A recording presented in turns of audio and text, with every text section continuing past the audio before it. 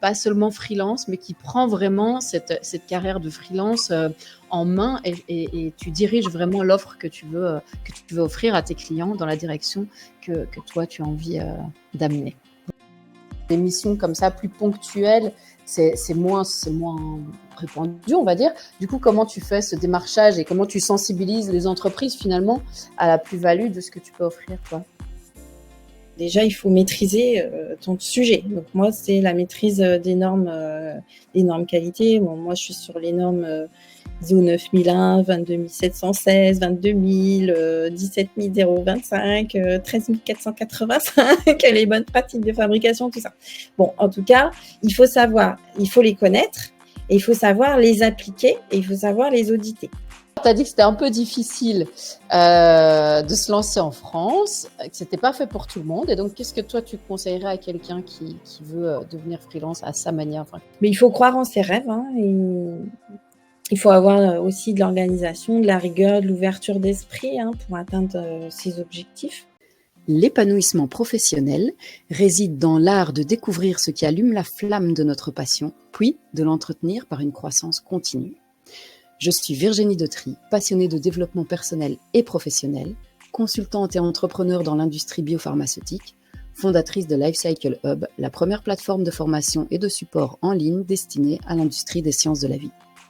Avec Parcours d'experts, je vous propose de rencontrer des acteurs inspirants des secteurs pharma, biotech ou des dispositifs médicaux qui vont partager avec nous le cœur de leur métier et ce qui les fait vibrer. C'est parti. Aujourd'hui, on rencontre Delphine Emery de chez Quality First. Bonjour Delphine. Bonjour Virginie.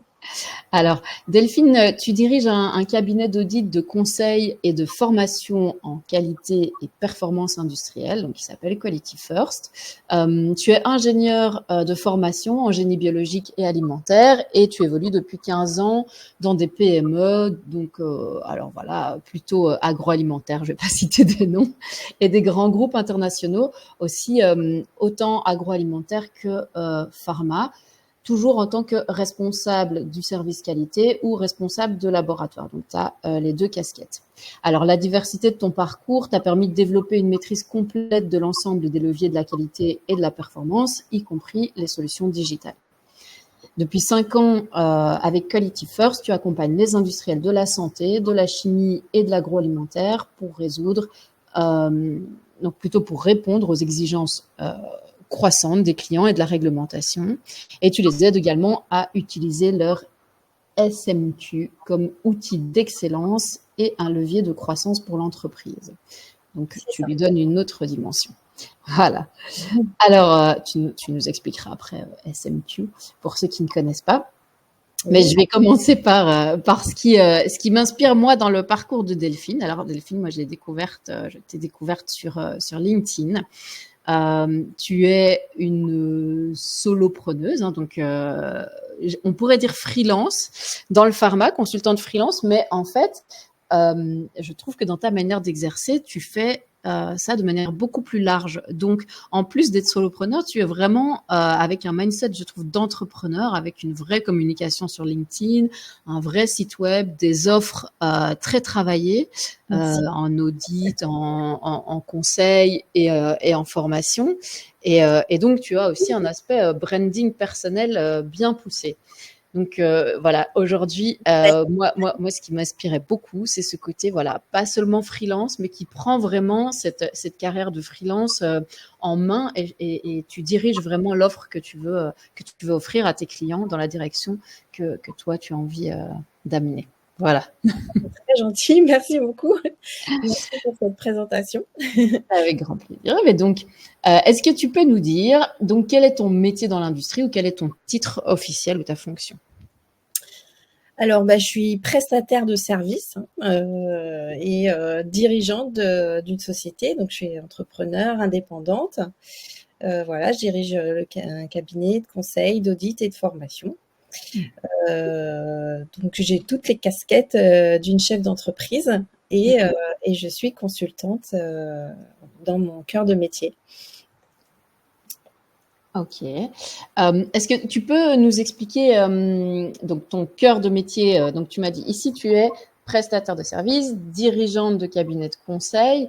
Ton métier, ton cœur de métier, c'est quoi? Alors, c'est de faire des audits, des formations et du conseil. Alors moi, je suis spécialisée donc en SMQ, c'est système de management qualité, spécifiquement pour les produits à risque sanitaire, donc dans les secteurs de l'agroalimentaire, la pharma, la cosmétique, la chimie. Et donc, j'accompagne les entreprises à obtenir des certifications, à répondre à la réglementation des différents secteurs. Voilà, et puis à performer au niveau à utiliser vraiment leur SMQ, donc leur système de management qualité, comme un outil d'excellence opérationnelle et un levier de croissance pour l'entreprise, parce que les normes ISO sont bien faites également pour amener les entreprises vers cette performance durable.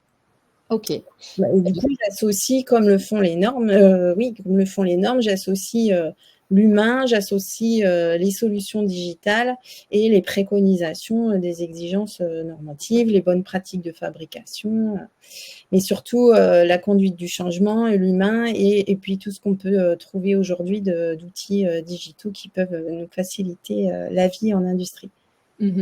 Alors, comme je vois comment, donc ça, c'est l'aspect vraiment terrain. Et quand je vois comment aussi tu développes vraiment, comme je disais, ton offre, ta communication, tout ce qui est ton personal branding aussi, tu passes environ, et puis la paperasse que tu dois faire en tant que dirigeant d'entreprise, tu passes environ, tu dirais quel ratio de temps entre le terrain et le temps, la casquette dirigeante d'entreprise?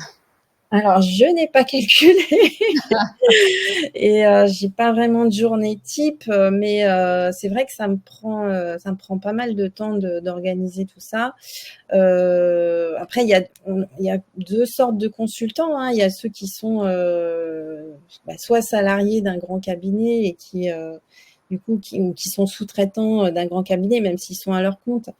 Et puis, ils vont prendre des missions de conseil qu'on leur propose dans des grandes entreprises en général, avec des missions qui vont de 6 mois à 24 mois. Mais ils sont vraiment acteurs d'un projet ou chefs de projet pour un projet. Et pour moi, ça, c'est plus proche du salariat. Ouais. Alors après, évidemment, ça a des avantages au niveau de sécurité financière, au niveau sécurité professionnelle. Mais moi, j'avais besoin, en fait, d'autre chose. Ça me convient pas forcément ce mode de fonctionnement, parce que j'ai du mal à travailler toujours sur le même projet, en fait, au même endroit, avec les mêmes personnes, dans un même système. Moi, j'ai besoin de beaucoup de diversité pour m'épanouir. J'ai besoin de nouveautés. J'ai besoin de me surpasser tous les jours. Je me challenge tous les jours. J'aime pas la routine. Alors après, tout dépend des personnes et des caractères de chacun. Mais en tout cas, c'est pour cette raison qu'en 2018, j'avais décidé de sortir du système de salariat et de devenir indépendante, mais aussi de diversifier mon offre de services et les différents secteurs aussi que j'accompagne. Ouais. Parce que faire des audits, des conseils, des formations, alors c'est un challenge de tous les jours, hein, surtout dans les secteurs que j'accompagne, parce que ce sont des fabricants de produits à risque sanitaire avec des fortes exigences, un contexte réglementaire qui évolue tout le temps. Mais ça me permet quand même une sécurité durable sur le long terme, le fait de diversifier mon offre. Ah oui, donc au lieu d'être sous le format, comme on dit, body shopping, comme tu dis, où tu restes sur une mission pendant longtemps et finalement, c'est pas, ça ressemble fort au salariat, hein, comme tu l'as dit, c'est pas là qu'on se sent freelance ou entrepreneur, on va dire. Et donc, du coup, tu pallies à ça en diversifiant ton offre. mais comment t'organises tout ça? Alors, t'arrives à... Oui, j'ai toutes les casquettes, hein, Ouais. quand on est dirigeante d'une entreprise et seule en plus dans une entreprise, on doit s'occuper de tout, hein. Donc, je m'occupe de la prospection commerciale, je m'occupe des supports de communication marketing, je m'occupe de la communication aussi en réseau physique ou en réseau sur les réseaux comme LinkedIn. Je m'occupe de toute la partie comptable et financière, même si je sous-traite à un comptable, il y a quand même un regard à avoir et puis des échanges échanges à avoir avec un sous-traitant. Je fais les devis moi-même, je m'occupe de la gestion informatique de mon site web. Je m'occupe des sauvegardes des données, de prévenir aussi les cyberattaques parce que ça fait aussi partie des dangers de notre métier. Je fais énormément de veille parce que je dois me tenir à jour des dernières réglementations, des dernières versions, des dernières actualités des secteurs que j'accompagne. Et puis, j'essaye aussi de rechercher les meilleures solutions informatiques pour mes clients. Parce que c'est l'avenir et ça fait partie de mon accompagnement. Alors, je ne peux pas financièrement me permettre de déléguer toutes les tâches que j'ai citées. Donc, et j'ai pas l'intention de recruter pour le moment. Donc, quand j'ai trop de travail, je me contente en fait de placer des consultants que j'ai préalablement sélectionnés pour effectuer les missions que je peux pas assurer moi-même. Mais bon, j'arrive à m'organiser, c'est assez rare. Je travaille aussi avec des experts qui ont chacun des compétences dans les différents domaines que moi je maîtrise pas complètement et que je soulève des problématiques que je soulève en audit, par exemple, ou que les clients ils me remontent. Ça peut être des questions de RH, de santé sécurité au travail. De stratégie commerciale ou la gestion des achats, par exemple. Et du coup, je travaille avec des experts en partenariat. Oui, c'est ça. Donc, toi, tu fais l'audit et puis après, tu les envoies pour remédier aux problèmes que tu auras identifiés. Voilà. Si ça ne concerne pas le système de management qualité ou la performance industrielle. Donc, je m'ennuie pas du tout. Et en plus, alors comme si c'était pas assez, donc j'ai décidé d'orienter mon offre vers les nouveaux besoins de mes clients et toutes mes formations qui sont présentes sur mon site qualityfirst.fr, qui sont disponibles en présentiel ou en distanciel, je suis en train de les mettre à disposition de manière accessible directement en ligne. Du coup, chacun peut regarder la formation de son choix, en fait, de chez lui, n'importe où, n'importe quand. Et c'est plus accessible financièrement aussi.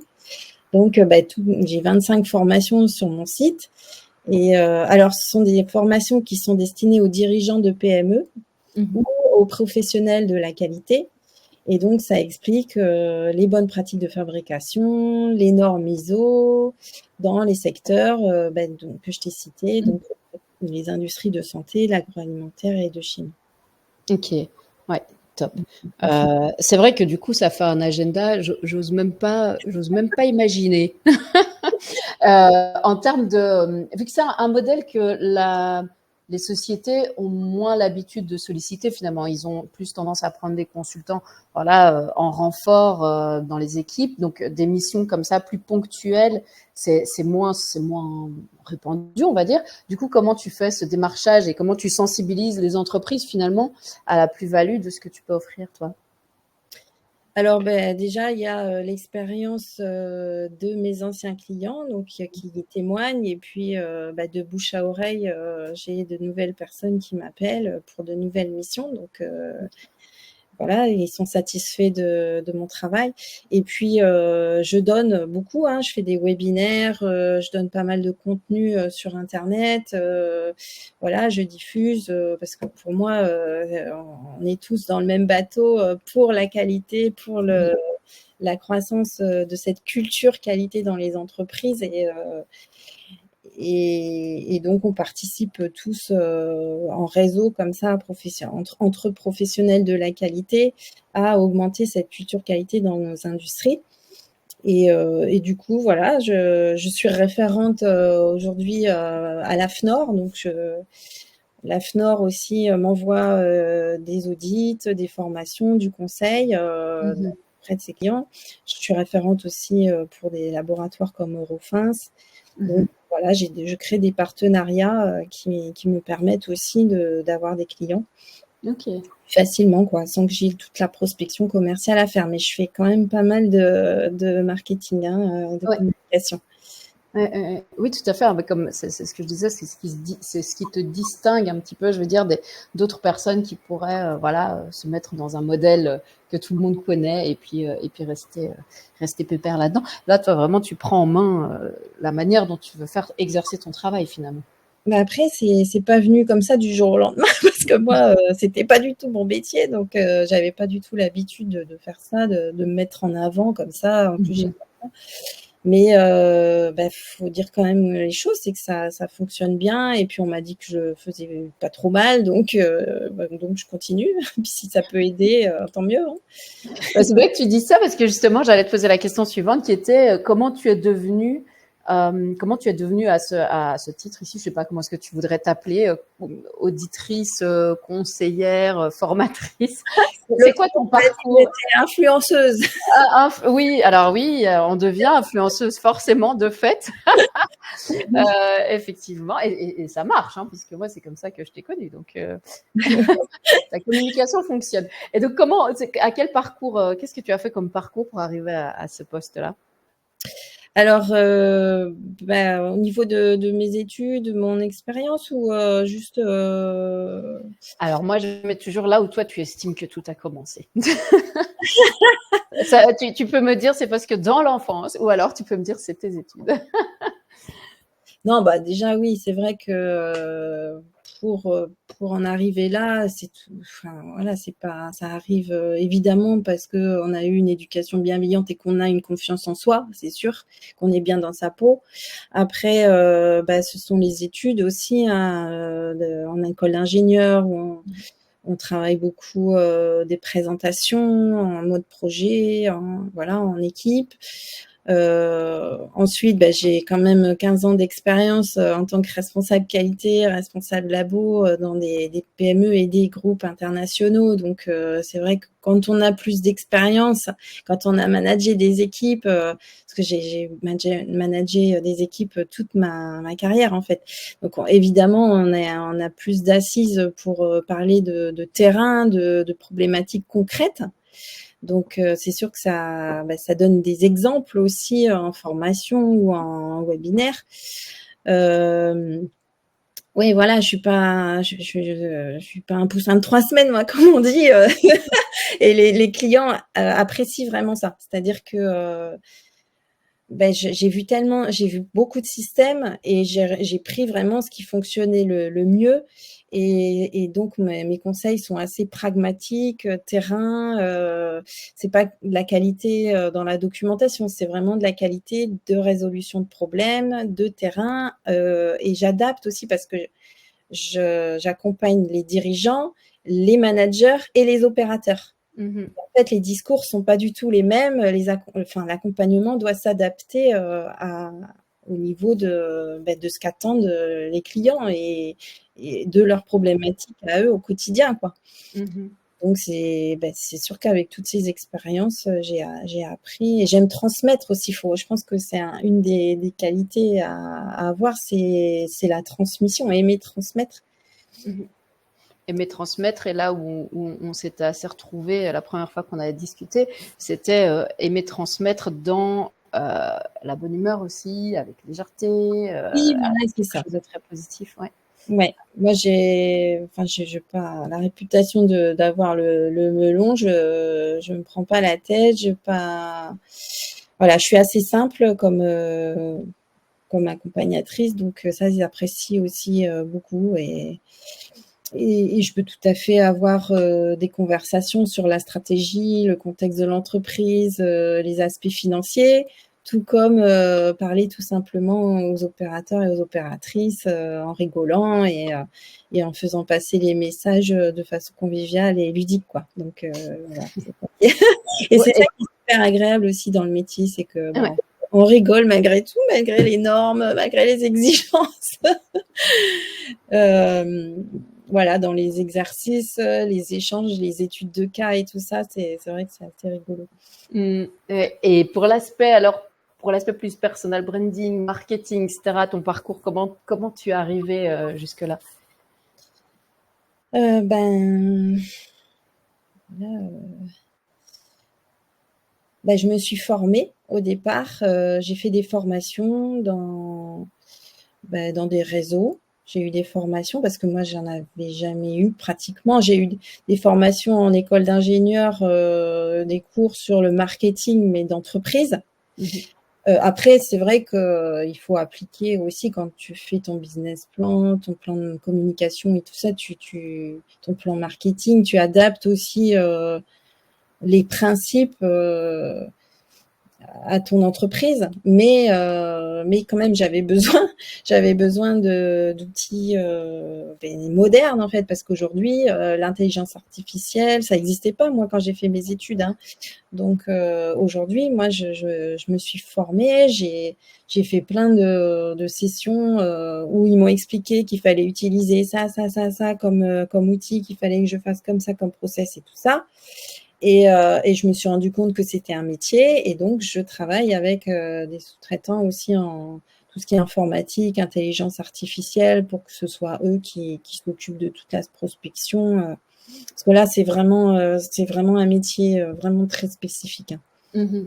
D'ailleurs, quelles compétences tu dirais qu'il faut avoir pour exercer son métier comme toi tu le fais? Donc, c'est-à-dire en décidant d'une certaine offre, donc pas en te pliant finalement à l'habitude du terrain. Donc, comment est-ce quelles compétences il faut avoir pour faire son métier de consultance comme tu le fais?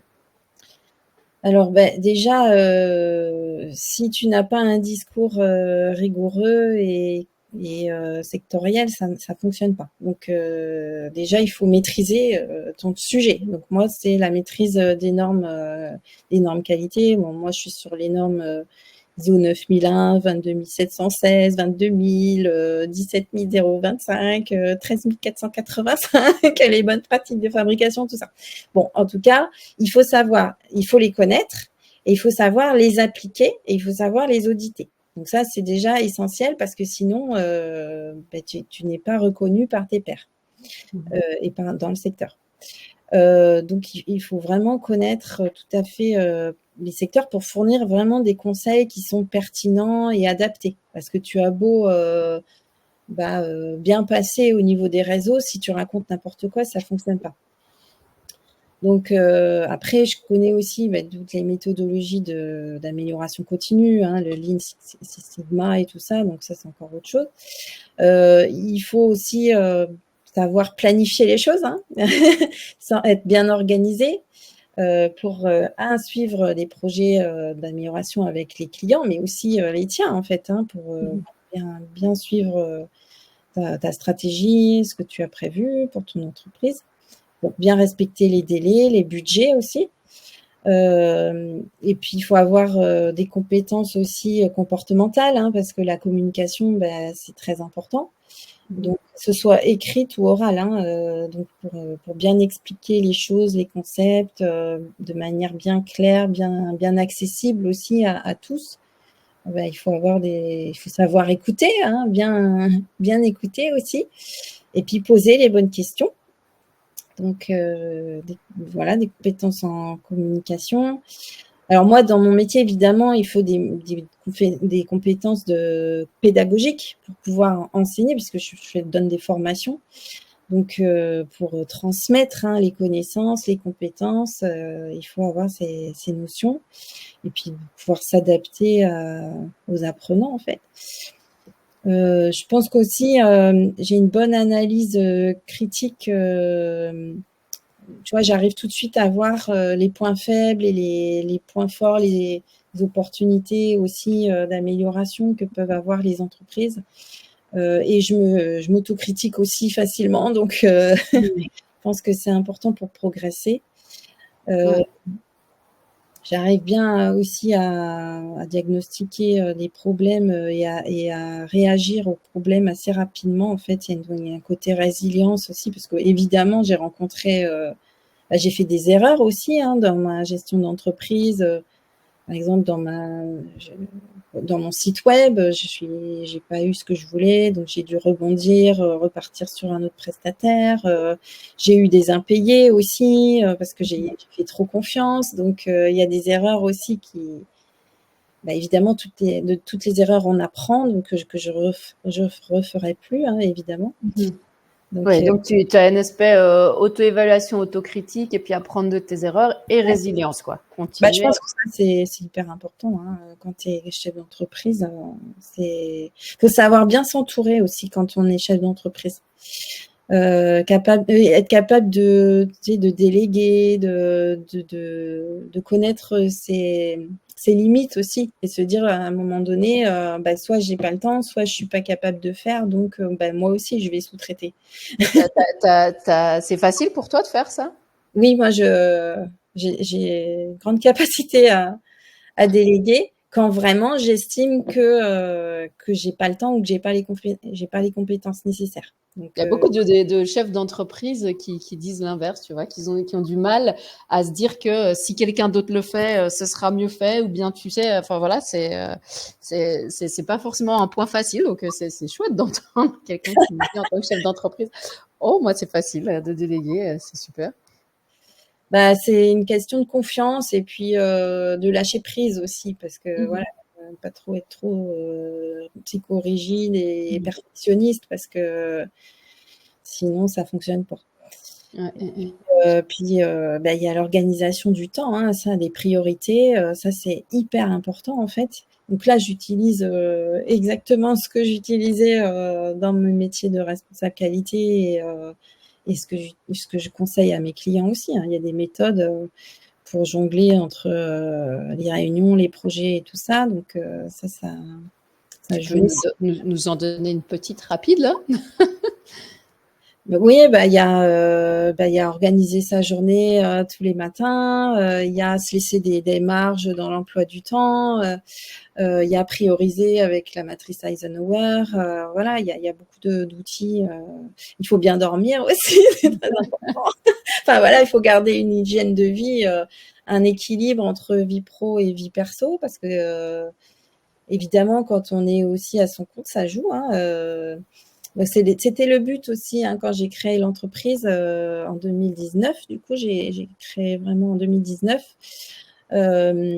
J'ai eu deux petites filles en fait assez rapprochées, Mhm. et du coup j'avais envie d'avoir plus de disponibilité pour ma vie de famille, tout en continuant à travailler.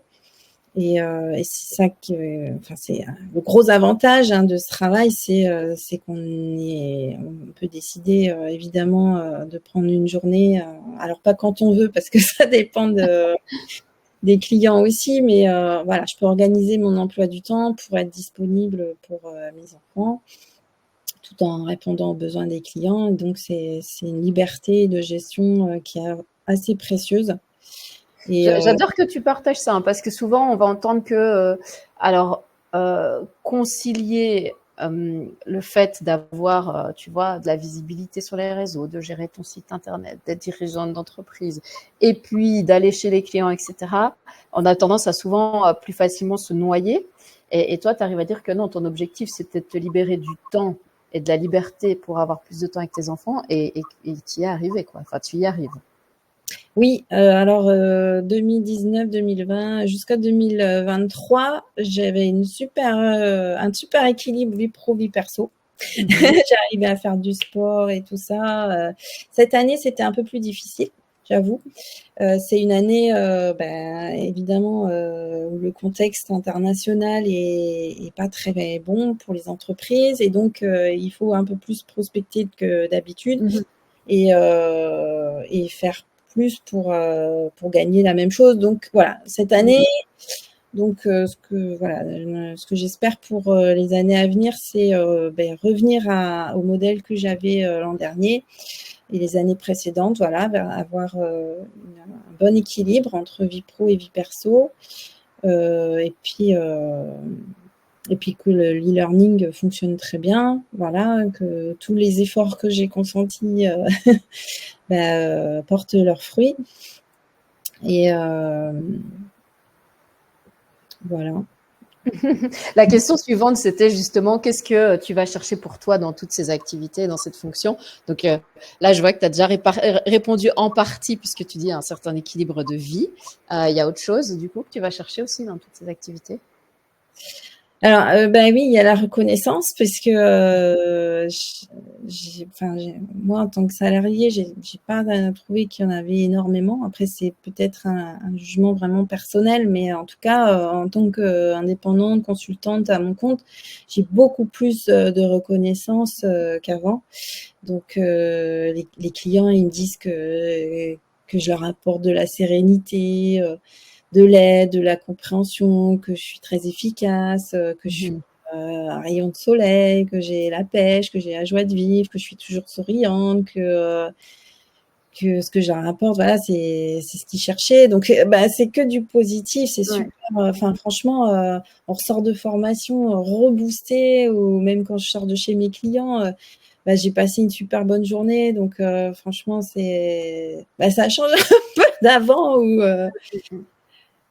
bah, gérer des équipes, c'était peut-être pas fait pour moi, hein, tout simplement. Hein, Mmh. et, Tu pas la seule que j'entends qui dit ça et qui témoigne de ça, de dire que quand tu es salarié, cette reconnaissance, bah, au contraire, même on va plutôt jouer sur, j'entends régulièrement plutôt rabaisser les compétences pour pas devoir donner une augmentation, des choses comme ça. Ici, bah, forcément, vu que tu es là que temporairement, bah, on rentre pas dans ce jeu-là et donc tu vas avoir du feedback oui, positif c'est ça. facilement. Ouais. Et puis, il faut dire quand même qu'il y a beaucoup de responsables qualité qui sont proches du burn-out, hein, en Ouais. France.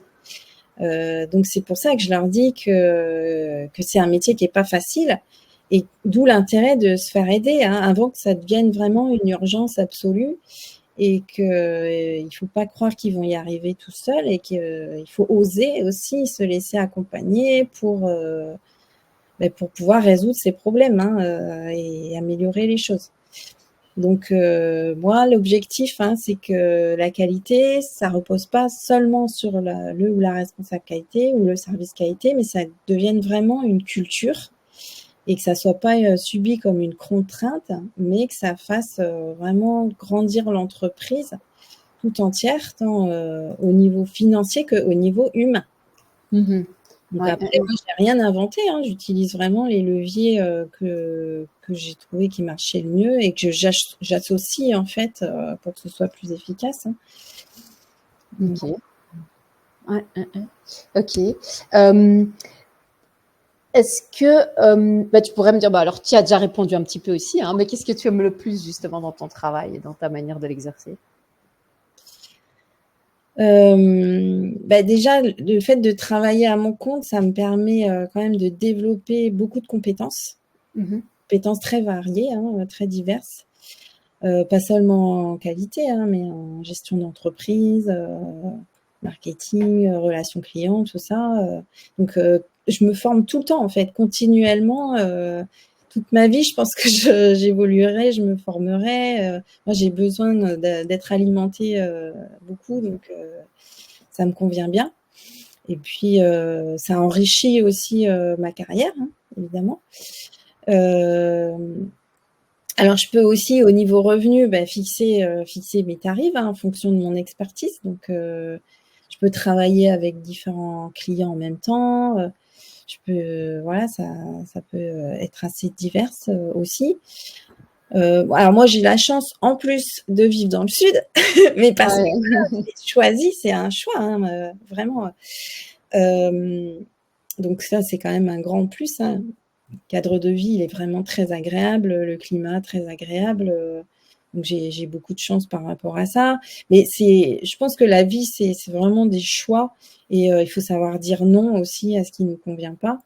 Donc, c'est aussi un choix d'être venu habiter ici, et puis bah, tout ce qui est trop éloigné, ou qui me demande trop de déplacements, ou voilà, où je sens que ça va vraiment impacter ma vie personnelle, bah, je refuse tout simplement. OK.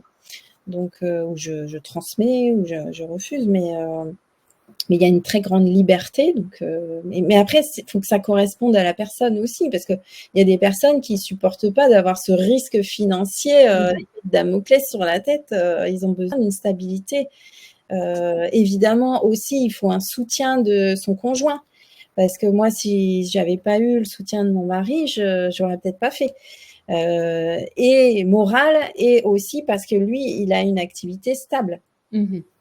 Donc, ça a permis quand même, alors on s'en est pas forcément servi parce que moi j'ai eu une bonne croissance financière, mais c'est plus serein quand même. Oui, c'est ça. Oui, ça te rassurait pour te lancer, quoi. Voilà, voilà. Ok.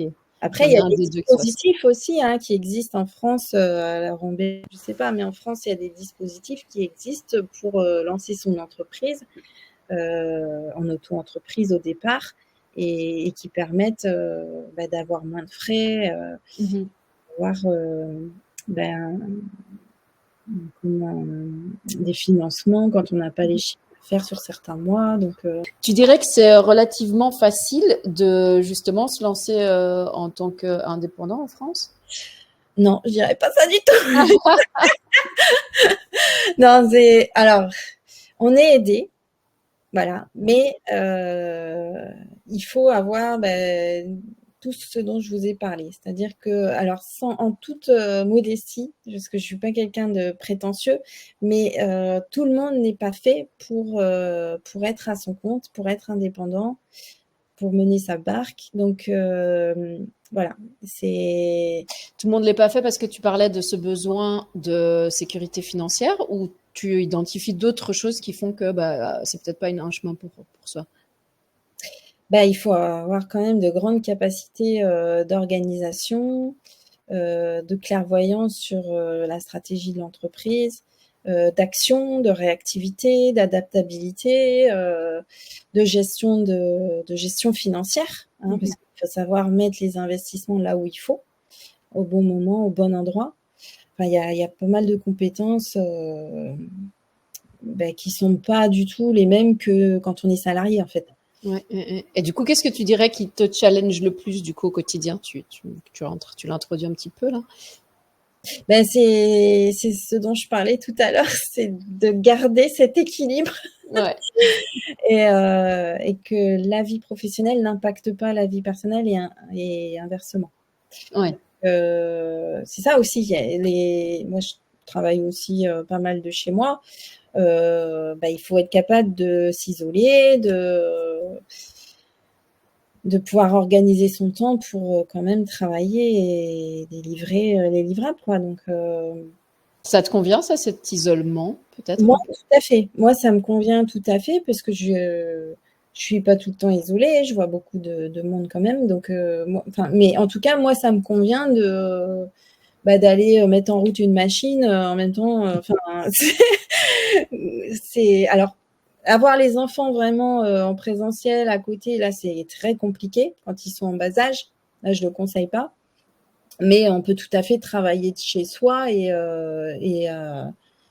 aller préparer une machine ou enfin voilà, moi ça me dérange pas du tout, au contraire, au contraire. C'est très pratique. Moi je trouve que c'est très pratique. Alors, tu as dit que c'était un peu difficile de se lancer en France, que c'était pas fait pour tout le monde. Et donc, qu'est-ce que toi, tu conseillerais à quelqu'un qui veut devenir freelance à sa manière, enfin, comme la tienne? Je vous dis déjà d'observer le contexte, hein, c'est-à-dire de peser le pour et le contre par rapport au conjoint, parce que mine de rien, financièrement, il faut quand même bien prévoir ce que ça va donner. Après, c'est pas évident de savoir justement quels vont être les retours de faire un business plan. En fait, c'est vraiment difficile à faire ça.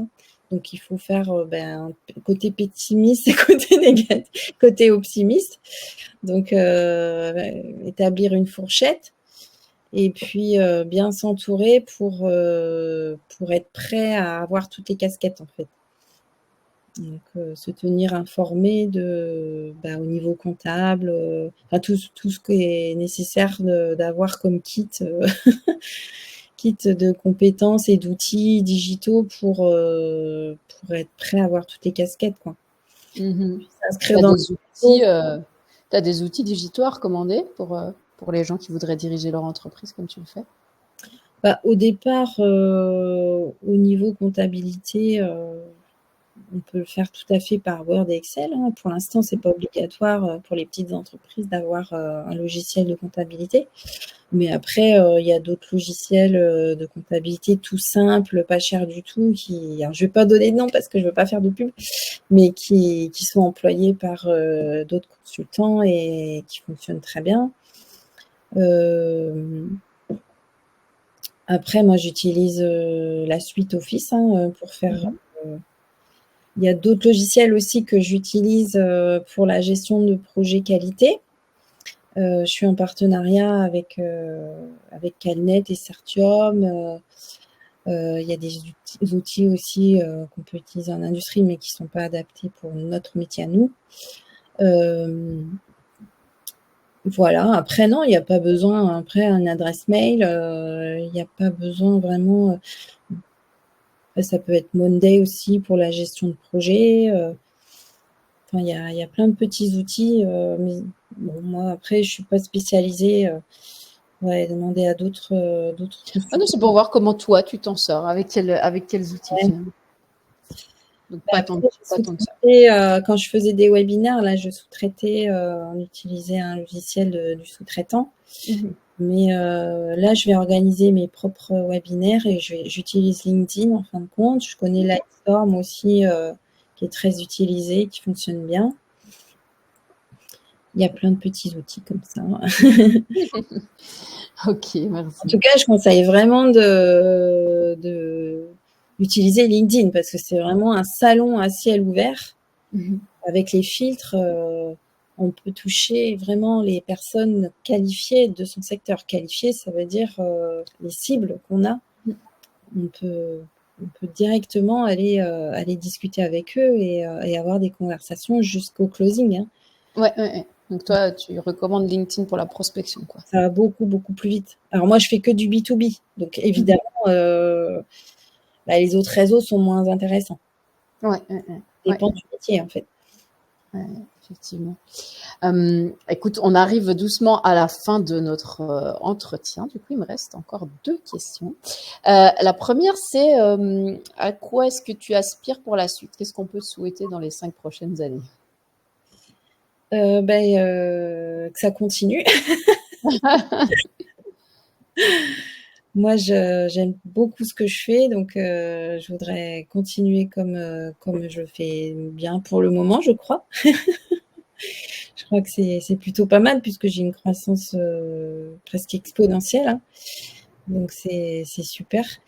Que je puisse garder aussi cet équilibre pour mes enfants, pour ma famille, pour mes amis, pour moi aussi, pour avoir des loisirs, du sport. Et puis, que mon projet d'e-learning fonctionne bien, en fait, que ça se développe bien. Ouais, donc tu offres de l'e-learning, tu as dit, sur pas mal de secteurs différents en même temps. Donc, tu fais chimie, agro. Tu as adressé tous les secteurs dans tes e-learning? Alors, il y a 3 grands secteurs, on va dire. Il y a la qualité en général. Donc, là, ça touche plus au processus, à la mission à la fonction de manager qualité. Et ça, c'est transversal. Donc, ça peut être pour la chimie, l'agroalimentaire. Ok. Même dans d'autres secteurs, hein, c'est assez transverse. Ensuite, il y a 2 grands secteurs. Donc, le secteur agroalimentaire, avec les normes ISO 22000, BRC, IFS. Et puis après, il y a aussi la HACCP, les bonnes pratiques d'hygiène. Et après, il y a les formations sur les secteurs des life science, donc qui sont la pharma, cosmétiques, dispositifs médicaux, biotech. Et là, on est plus sur les bonnes pratiques de fabrication, data integrity, bonnes pratiques d'hygiène aussi, les plans de contrôle, bonnes pratiques de laboratoire, spécifiques à ces secteurs. Ouais, des thématiques sur lesquelles on se réjouit d'ailleurs de collaborer avec toi bientôt également. Comme tu disais, hein, il y a tellement à couvrir qu'on n'est jamais trop là. Et arriver à tout couvrir. En tout cas, j'ai hâte de te retrouver aussi sur notre plateforme. Je suis Ah, contente de vous avoir trouvé aussi. oui. Bah, écoute, quand on est aligné comme ça, sur la vision de la transmission, c'est toujours chouette Ouais. d'accumuler les forces et de rassembler les forces en présence. On en a bien besoin. En plus, je suis Euh, d'origine belge, hein, je sais pas si tu te souviens. ah j'avais oublié. Ça doit être ça, alors le fait que tu n'aies pas le melon. On Voilà, comprend. c'est ça. On avait la fête nationale il y a 2 jours ici et c'est vrai qu'il y a pas mal de gens qui relevaient cette qualité de la Belgique qui était, Ouais, il y a une bonne ambiance, le fait qu'on franchement. ne se prend pas au sérieux. Ça Ouais. doit te venir de là, d'accord. Écoute, Et pour ça, conclure, est-ce que tu pourrais nous partager du coup ta philosophie de vie? ma philosophie de vie, bah, c'est de profiter de la vie, tout en travaillant dur. Je pense qu'on n'a rien sans rien, hein, donc si on travaille pas, il y a très peu de personnes qui arrivent à atteindre leurs rêves sans travailler. Donc mais il faut croire en ses rêves, hein, et il faut avoir aussi de l'organisation, de la rigueur, de l'ouverture d'esprit, hein, pour atteindre ses objectifs. Mais bon, il faut écouter son corps, il faut écouter ses amis, sa famille, et s'épanouir pleinement à tous les niveaux. Voilà. Écoute, on va rester là-dessus. Merci beaucoup Delphine pour ton temps et pour tous ces partages Moi qui précieux. vous remercie. Merci beaucoup.